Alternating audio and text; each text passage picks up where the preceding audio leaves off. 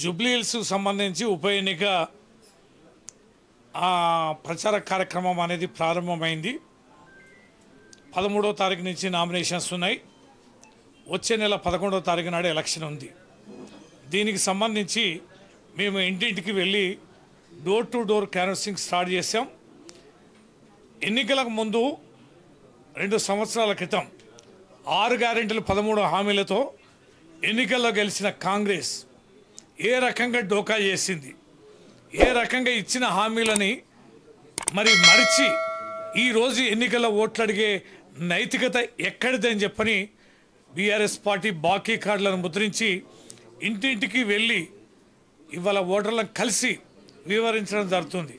ఆ సందర్భంగా మేము గమనించింది, ఏ మహిళ దగ్గరికి వెళ్ళినా ఏడి రేవంత్ రెడ్డి రాని చెప్తాం, 2500 రూపాయలు మాకు అకౌంట్లో వేస్తామని అన్నాడు.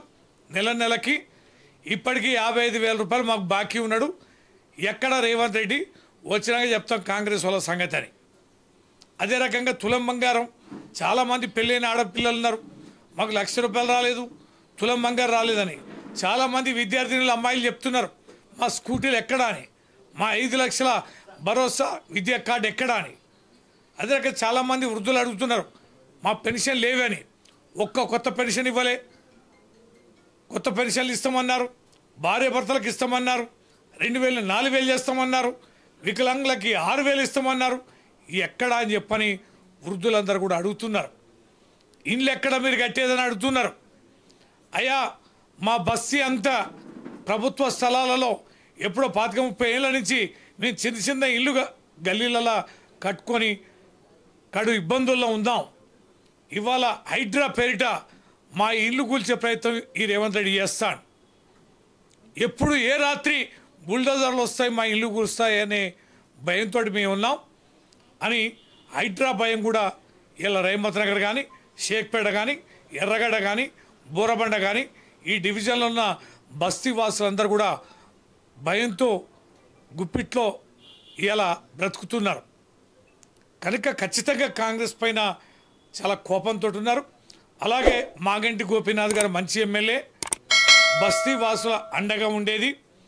ఏ కార్యమైనా ఏ పండుగైనా చక్కగా గౌరవించుకొని అనేక రకాలుగా గిఫ్ట్లకు ఇచ్చి మహిళలకి బాగా అందుబాటులో ఉండి ప్రతి బస్తీ కుటుంబం తన కుటుంబంగా భావించి వెన్నంటి ఉండే నేత. అలాంటి నేత అకాల మరణం జరగడం చాలా బాధాకరంగా ఈ బస్తీ వాసులకు ఉంది. వీరందరూ కూడా మాగంటి గోపీనాథ్ గారి భార్యకి టికెట్ ఇవ్వడం, సునీత గారి కుటుంబం వారి పిల్లలు చేస్తున్న ప్రచారం పట్ల చాలా సానుభూతిని కలిగి ఉన్నారు. ఖచ్చితంగా బీఆర్ఎస్ పార్టీ గెలుపు అనేది చాలా కీలకంగా ఈ ఎన్నికల ద్వారా తెలియబోతుంది. 2 ఏళ్లలో చేయని వాళ్ళు ఇంకా 3 ఏళ్లలో చేస్తారని నమ్మకం లేదు. ఈ ఎన్నికల్లో గెలిపిస్తే ప్రజలు మోసపోతూనే ఉంటారు, చేయాల్సిన అవసరం లేదనే ఆలోచన కూడా ఈ గవర్నమెంట్ వస్తుంది, ఈ రేవంత్ రెడ్డి వస్తాడు. అందుకనే కర్రు కాల్చి వాత పెట్టాలి.